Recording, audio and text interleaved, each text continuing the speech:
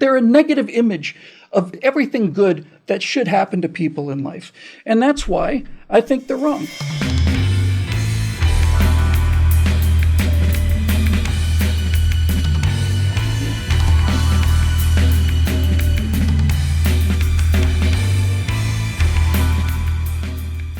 Well, hi, everybody. Welcome to the Virtue Signal. I'm Bill Whittle here with my friend Alfonso Rachel, and strap yourself in because it's going to be a bumpy ride.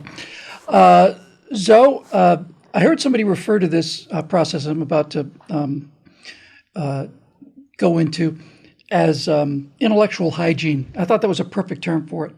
So my topic for today's show is, what if they're right? I think it's a really important and valuable thing to do, but mostly an important thing to do on a regular basis. Is I refer to it as kind of pre-flighting my belief system, making sure everything's secure and there's no fuel leaking. I want to be on the truth. I really do, and it's real important to me. And so one of the things that you do to test your own strength is to test your own strength. So I'd like to start with this premise of what if they're right? And when I say they, I mean the leading edge, bleeding edge on the left. What if all the woke social justice warriors are right?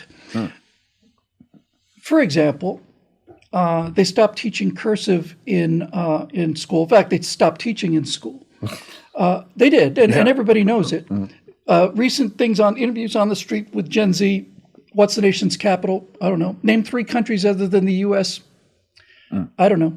But what if their argument is correct? They don't need to know these things. They've got smartphones. Any information that they could possibly want, they simply ask the phone and they get it. They have universal access to answers.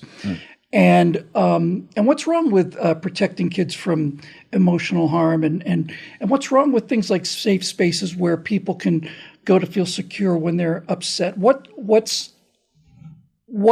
is inherently bad about letting children go down their own path of discovery and development, where girls close if they want to, and then all the stuff that follows downstream? What's wrong with the idea of, hey, if we don't do anything mean to other countries and don't threaten them, then they'll leave us alone? What if they're right about all these things? I'm not asking you to make a case for that, but just for the second, again, I'm not asking you to make the case. Just for a second, assume that they are right. What do you think the world looks like if they continue to get their way? Oh, man. Folks, I don't even get a text of what Bill is. Bill just shows up and says, hey, Zoe, I want to talk about this. Press record, and then we go. And I don't know. That's part of the charm of the show. It is, absolutely. I have no idea what you're going to talk about on your show. Exactly. That's the kind of friends we are, right? Yeah, that's right. Let's press record and put each other on the spot. Okay, so the key word that comes to mind for me, man, is they. When you start off with they, whoever they are. And right there, man, I guess that kicks off the problem, don't it? Because they is now a preferred pronoun. You have to address people as they. So see, there you go. You're complaining about this being batting practice and the first pitch out of the park. and is bases loaded with they? I mean, how many people? No, we're still in training. Right. How many persons on base one, right? But that's the thing about it. To answer the overall question is, are we supposed to let they run with this worldview?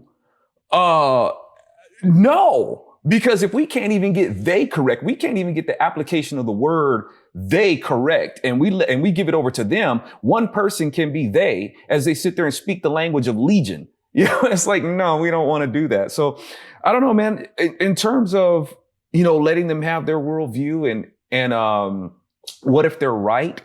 Well, it really comes down to, do you even really know what you want? And a lot of people out there, man, they don't know what they want.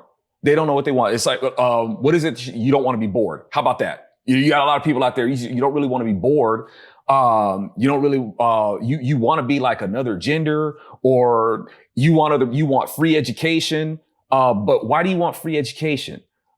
For what? A better paying job? You want a better paying job? Why? You want everything for free anyway.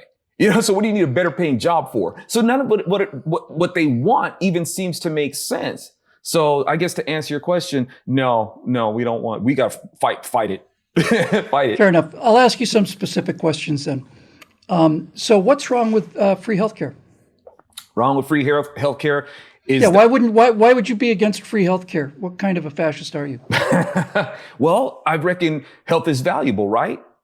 I mean, I would say it is. And if it's valuable, then that means it's worth paying for. It's worth you paying for, not somebody else. A doctor is not a slave. The people who work in healthcare industry are not slaves. They have to get money from somewhere, and other people are not your slaves to make them pay for it. You're not supposed to do that. So just like healthcare, and maybe I would reckon the following question would be education. Well, shouldn't education be free? Well, no, because if you value being smart, freaking pay for it. That's why. Don't make other people pay for it. That's not really a show of value. Dude, you are on a roll today. Okay, well, what's wrong with the universal living wage? What's wrong with the idea that everybody who's born into this country has a right to enough money being provided to them one way or another so they don't have to worry about rent or food or groceries or any of that? What's wrong with the idea? Why would you be opposed to, what if they're right about the universal living wage? Well, a living wage, according to who? What is this this living wage that would be suitable for everybody? It's not going to be it should be uniform, but it ain't going to be satisfying for everybody. Somebody's always going to think that they're entitled to more, man. And your skill from entry level to whatever it is that you may have a trade in, there's a fair market value for that. And a living we're against the market. We think the whole market is a tool of oppression and white supremacy and the patriarchy. No, seriously, we're talking about everybody basically making the same income. We're going to take the money from rich people and distribute it 100%. We're going to take the total income from the United States, divide it by the total population, and everybody's going to have the average income. What's wrong with that? That seems so fair. But where's the money going to come from, though? I think it was it Thomas Sowell? Either Thomas Sowell or Larry Elder, man. Forgive me for getting them, their perspective on this mixed up. It's like I never got a job from a poor man, and who's going to be the one who's allowed to have this money to ration out to everybody? It's the idea that everybody should just be making the same amount of money. You ain't gonna do that without heavy-handed government. For some reason, that's what these people want, to be able to make sure that there's no class in this collectivist or communist mindset where everybody's just making the same amount of money.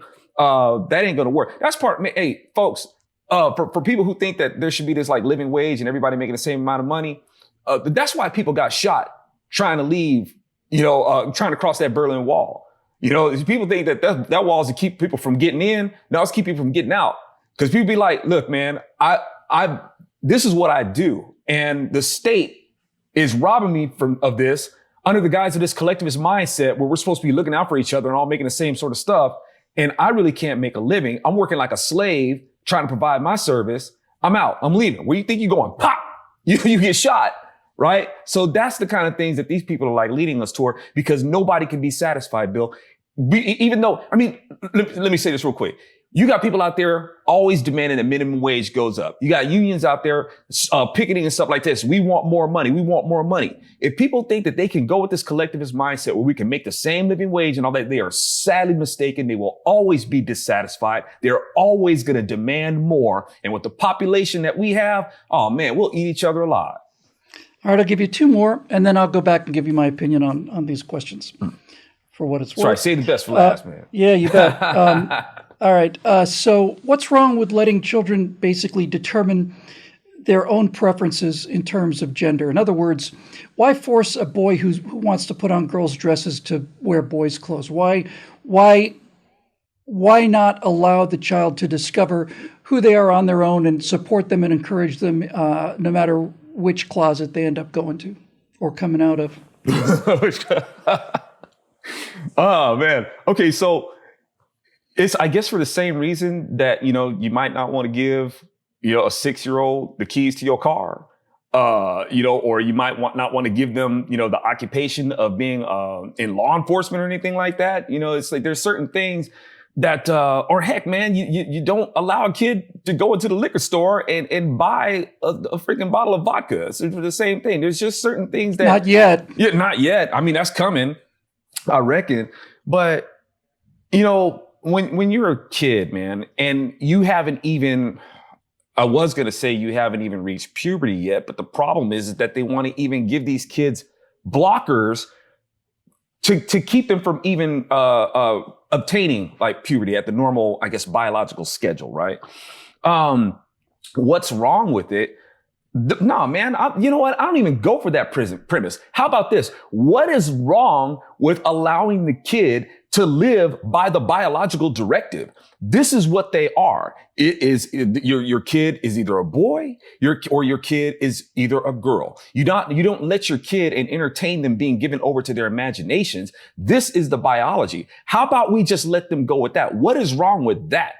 You know, and if they struggle with it, hey, welcome to the club. We all got struggles. You got to let your kid be able to deal with struggles. Nobody gets into this world or out of this world struggle free. We're going to struggle with some things. And you do not make society conform to this individual. That's a really difficult thing to do. That's teaching spoiled.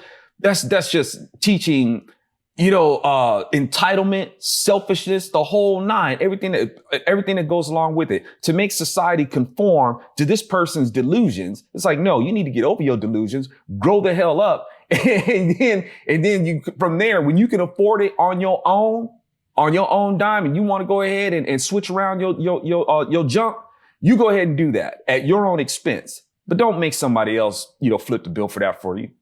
Okay, here's the last one. So what possible problem could you have with reparations? I mean, clearly, Black people were held in slavery in this country, and tremendous injustice was done to them. It's the single greatest injustice on the American historical record. And what's wrong with the idea of making up to the American Black population some of the damage that was done to them by white people? How could you be against that? I'm not, and it was already done. How much blood had to be spilled that would be enough to make sure that slavery was abolished in America? Was that not enough? And then, unfortunately, what happened is that you had the Black community, after being liberated by the Republican Party, went back to the very party that oppressed them in the first place. I would say that, you have basically with the reparations, the theme of reparations, that we want our 40 acres and a mule, right?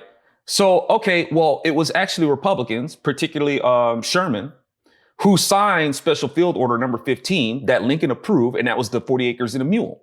Well, Lincoln got shot, and then he was succeeded by a Democrat who went and revoked that. So if you guys are looking for your 40 acres and a mule, quit looking to the rest of America and looking to, and blaming Republicans for denying it to you. It was actually Democrats who denied your 40 acres and a mule. They even have a party symbol so you guys know where to go. And you guys can go and look them up for that. Right? Oh, dude, you are just absolutely off the hook today. But beautiful. But if I may, man, the whole reparations thing, and you have, a big deal of the Black community that claims to be Christian. If you're looking for fulfillment and you think that you will be satisfied with reparations, you are sadly mistaken. All you need to do is look at the story of Exodus. The Israelites themselves, they got reparations. They left with the wealth of Egypt. Egypt was throwing their wealth at them, practically say, you guys go ahead. We are tired of the Lord kicking our behind for slavery. Get out of here, take our gold, take all that sort of stuff. And guess what? The Israelites were still miserable. All right. And that works. And not only that, dang it, we wasn't slaves. That happened a long time ago. Why do you need reparations for something that happened to somebody else? And this whole legacy of slavery, if you want to try to blame white folks for that, yeah, there's white people who are guilty for partaking of it, but you can't go down that road without being upset with the Black Africans who sold them in the first place. So if you want your reparations, and I've been saying this longer than the issue with people being upset about colonialism with Britain. I've been saying this as long as this thing came out, I guess, with that interview with Don Lemon. They're saying it's like, if you really want your reparations, go holler at Africa. Well, it's going to be tough to improve on that, and I'm not going to be able to improve on it. I'm just going to add a couple of additional thoughts. I 100% agree with everything you say. Put the frosting on the cake, man. Yeah, one of the reasons that you get to play What If They're Right is to find out why they're wrong. You know, that's usually the best way to tell, is to always grant the premise. What if the moon landing was faked? Okay, let's say it was faked. If it was faked, then what follows from that? So just to briefly go over I think the 4 questions I asked you. What's wrong with free healthcare? Nothing. If healthcare were free, I would be a progressive on healthcare. What kind of a dick would you have to be to say no healthcare for you? I don't like the color of your skin. You can't have any of this free stuff. If healthcare were free, I'd be in favor of free healthcare. So would everybody else. But it's not free. It's very expensive, in fact. And since it's expensive, somebody has to pay for it. And since somebody has to pay for it, we shouldn't be talking about something that simply cannot exist. Not only doesn't exist, cannot exist. An operating room for cardiac surgery has an awful lot of expensive equipment, highly trained people in there. That's not free. And they're not going to come in on their weekends to do that just because they feel morally obligated. Not going to spend 20 years in college, you know, and run up hundreds of thousands of dollars of debt, useful in this particular case. No. They're not going to do it just to come in when they get the call. So if healthcare were free, I'd be in favor of free healthcare, but I'm not. So my argument is, how do we make healthcare top quality and as affordable as possible? So that's my answer to that. What's wrong with the universal living wage? Well, what's wrong with the universal living wage is that for all of human people, all of human history, humans have had to go out and work for the universal living wage. You may have noticed that nobody's starving in America. I'm not saying there aren't homeless people, but almost all of that, in fact, virtually all of it is either mental illness or drug addiction or both. You know, when you've got a society whose number one health problem with the poor is they have too much food or they have too many calories anyway, you have set some kind of new record when your poor people are dying because they're too fat. So the problem with the universal living wage is, number one, who pays the universal living wage? Back in the days when we believed in math and you had to pay for something. So on one level, the universal living wage is unfair to the people who are working because you're taking some of the rewards of their work. And by the way, getting paid for work, that dollar that you get for work, that dollar represents something in exchange for that time of your life. You put in 8 hours a day, 40 days a week, and you get $600-700 or something for that. That's a week of your life gone. You never get that back. That is gone. And this is your reward for that. It's an exchange. But obviously, the biggest problem with the universal living wage, and we're seeing this already, we're seeing this with something that was just a fraction of the universal living wage, which was like the COVID, handouts. And what we find is, to our utter astonishment, and this is the thing that I think is so remarkable about dealing with the left, is how absolutely brilliant you have to be able to not see the simplest things. What we found is that when you give people money, whether they work or not, they're not going to work. And neither would I. And neither would you. And anybody who's calling for the universal living wage knows this. And I would like to ask them that question. If you could make as much money as you do now by not doing what you do now, just having it mailed to you, would you go into work? No. You don't have, like healthcare, food, housing, electricity costs money. It is something that other people have to do. There's somebody right now down at a power station who's monitoring the electrical system to make sure these lights stay on, although I do live in California, so that one's a little bit under debate. But nevertheless, there's somebody who's treating the water that comes out of your tap by magic. There's somebody who's doing all of these things. The houses that people live in, when we talk about low-cost housing, somebody has to build those things. And you have to buy wood and cement. Nobody goes out and chops down trees and creates lumber because they feel like it. It all costs money. Yes. Right? So if you have the statement that I want to live without working, then the only outcome of that, where that is feasible, is to have other people doing extra work, more work than they need to, so that you don't have to. And that's not a virtue. That's the lowest vice. It's selfishness and it's greed and it's laziness and it's sloth. It's every vice in the book. Yeah. Envy, pride, jealousy, all of that stuff. As far as letting kids travel down their own little path and so on, Zoe, you got that one right out of the park. The only thing I'll add to that is this. When you hear the parents of trans kids talking about this issue, they present it exactly the way that I just presented it to you. What's wrong with the idea of just letting a child simply make a decision and be drawn to whatever they're drawn to? In addition to everything you said, which I couldn't agree with more, I'll add this. I have never, ever seen an interview or any kind of contact with the parent of a trans child. I'm not talking about adults who make this. I'm talking about children now. I've never, ever seen any one of them who was not inordinately proud of the fact that their kids were trans kids. So I am not inclined to believe that that was a completely neutral thing that they just stepped back and let the child decide for themselves. I have seen video after video where there are moms who are saying, do you like the dress better or do you like the pants better? I think the dress is kind of pretty. Yeah, the dress is pretty, yeah. And so what they're doing, and this is the lowest form of child abuse because it's causing permanent damage and it's for the most selfish reason of all, is very simple. Look, transgender children is the new autism, right?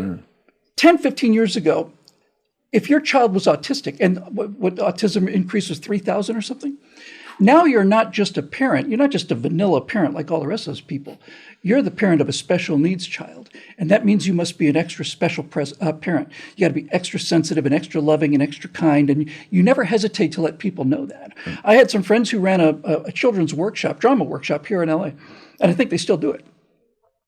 And they would get parents coming into this thing, which, look, this is a first world problem, right? Acting lessons for my 6-year-old.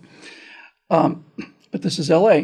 Nevertheless, they would see this again and again and again. Parents would come in, all very full of themselves. They'd bring the prospective student with them, and they would talk about how young Erasmus is on the spectrum, you know, and he's going to require special care, and he can't be subjected to the same kind of stresses that other kids would be. And my entire life is dedicated to making sure that, you know, blah, blah, blah, blah. Well, what they found was that while the parents were there, the kids were acting up and having all of the behaviors that the parents had talked about. But they wouldn't let parents stay during the sessions. Everybody had to leave. And as soon as the parents were gone, the kids were fine. So everything comes down to what you want to reward. Mm-hmm. And finally, the one about reparations. Look, the idea of reparations, legal reparations is, I did something, now this is really important, so you got to follow this, right? This is the legal argument for reparations, which I'm in favor of, as long as you follow the logic of the law. Reparations essentially says, you harmed me, and by harming me, you have reduced my capacity in life. You've caused me damage, harm. You've caused me harm. And you are therefore, since you harmed me, and it was your responsibility, right? It was you did something irresponsible, driving drunk, whatever. You have caused me harm, and so you are going to pay me to make, the term we use in law is to make me whole, right? That's the term, to make me whole. In other words, I've damaged you, knocked you down here. Now I expect you to pay me to make me whole again, right? That's what reparations are. Somebody harms somebody else, and so they pay them to repair the damage. Mm-hmm. Well, the argument is that white people held black people as slaves and caused this tremendous injustice. That's absolutely true. But I don't owe any reparations to anybody because I don't own any slaves. Mm-hmm. And nobody who wants the reparations deserves any reparations because they weren't slaves. Exactly. They're slaves in their mind. Mm-hmm. They've been slaves in their minds for 7 generations now. And the other two things I'll say about reparations are, what's the statute of limitations on this? In other words, if we pay billions or trillions of dollars to Black Americans as reparations for slavery, at what point can Jewish Americans start asking Black Americans for money for all the years that the Egyptians held the Hebrewites, the Israelites in bondage? Mm-hmm. I mean, we had slaves in this country for 200 years. Egypt had it for 2,000 years. Mm-hmm. Jewish slaves. So certainly Mr. Silverstein is entitled to reparations from the blacks in America for the damage that was done to his ancestors. Folks, I'm going to say something that's so obviously true, and nobody really thinks about it, but believe me, I've done the research on this. There is not one human being on this earth, not one, who at some point did not have a slave as an ancestor. Mm-hmm. No one has ever descended from people. There's not a single line of descent through all the 8 billion people in this world where at some point back there they weren't descended from slaves. So that argument kind of falls apart too. But I'll tell you what, of all of these ideas that I think are bad, the only one I'm in favor of is reparations. And I'll add one more problem to the reparations thing before I make that case. Don't hang up. When you're talking about reparations, you now have to deal with the exact same problem that the racists in America had to deal with, the white racists, and also the geneticists in Nazi Germany. In other words, if in Nazi Germany, this was the serious problem for them, intellectual and practical problem. In Nazi Germany, you say, we're going to exterminate all the Jews. Okay. What if you're half Jewish? What if your mom was Jewish and your dad wasn't? Well, then we'll put you in this category. And since you have 4 grandparents, if you have one of them is Jewish, then you're okay. But if 2 of them, and so you have to start dividing this up. So with the question of reparations, the question is, okay, who's entitled to them? Blacks, fair enough. Now you start getting into the kind of horrible terms that this kind of thinking leads you to. Okay, blacks entitled to reparations. What about mulattoes? What about mulattoes? What about a person half black and half white, white parent, black parent? What about quadroons? These are real terms, I'm not making them up. Octoroons. What about somebody who has one of 8 great-grandparents, one of them is black? Is that person entitled to reparations? What if you have one black great-great-grandparent out of the 16, or one out of the 32, or one out of the 64? At what point do you no longer qualify for reparations? Because like the slavery argument, everybody's carrying some black butt around. That's the way it is. So, but I said a second ago, I kind of stole my own thunder. Of all of these ridiculous ideas, the one I'm in favor of is reparations. And I'll tell you why. Because I said that a reparation was a legal concept. It's not a handout. Right. It's not give me money. Reparations, that term that everybody's bandering about, has a specific legal connotation. I explained to you the dynamic, but I didn't explain to you the outcome. In the case of a reparation, the person receiving the money has to sign an agreement that says that in exchange for this reparation payment, I have been made whole. It's even, right? We're done. You cannot, in law, say this person's harmed me and they need to pay me this amount of money, and then they pay you $1 million. And you don't get to say 2 years later, by the way, I'm still harmed. No. We've had this discussion. We had this discussion when we tried to decide how much to pay you. You signed an agreement. It's over. You made whole. That's why I'm in favor of reparations. I'm in favor of reparations for anybody who is dishonorable enough to accept them. And I'll tell you why. This is also the reason why, no matter how much they talk about reparations, I don't think they would accept them under any circumstances. Right. If you give reparations to the people who demand reparations, you would have to have them sign a contract. Here's $100,000. Exchange for your $100,000, you agree to renounce any claim against the defendant. And if you were to pay these reparations, and what with $35 trillion in the red already, what's a few trillion more matter these days? That's just a busy weekend in Washington now. But if you were to pay them, you would make whole the injustice. You would correct the injustice. It would be legally over. You don't get to complain about it ever again. Right. There is no more white supremacy. There is no more white guilt. There's no more of this endless victimhood. Okay, all these things happen. Fair enough, we're going to assume that you're right. Here's your money. Sign the paper. It's over.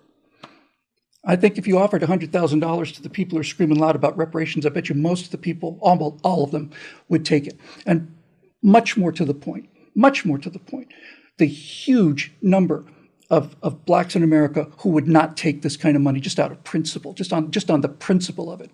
You know, I don't see Thomas Sowell cashing in a check for $100,000 or whatever the case may be, just because it's free money.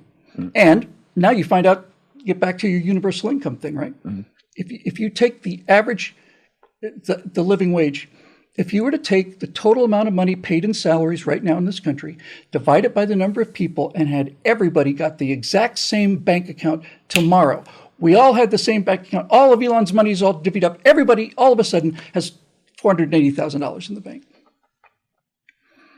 In 2 years, maybe less, but certainly in 2 years, the people who are already rich would be rich again. The people who are already poor would be poor again. And that's because we don't live in a universe where the wealth fairy flies over the land at nighttime and just dings people on the head. It is true that some people are born into wealth, but the people who are born into the wealth are the ones who spend the wealth and are no longer wealthy. So when I look at all these arguments that seem to make sense to me, I come to the conclusion, no, the reason that we're fighting them is because they're not right. It's because they're not only not right, they're wrong. In fact, they're not only wrong, they're anti-right, they're anti-correct. That everything they believe is an inversion, not only of reality, but an inversion of everything that makes humanity worth celebrating and makes life worth celebrating. They're a negative image of everything good that should happen to people in life. And that's why I think they're wrong. That's why I don't think they're right. And that's why we're here doing the show, to remind you of it. And by the way, I might mention in passing that a number of people, small number of people compared to the number of people that watch, decide that this message and this kind of message is worth it. So they trundle on over to billwhittle.com and they become a member. They make a one-time donation on PayPal because they feel, as Zoe mentioned, if healthcare is something you value, then you pay for it. And same for education, and same for uplifting programming as well. For my friend Alfonso, Rachel, I'm Bill Whittle. Thank you very much for joining us. We'll see you on the next edition of The Virtue Signal.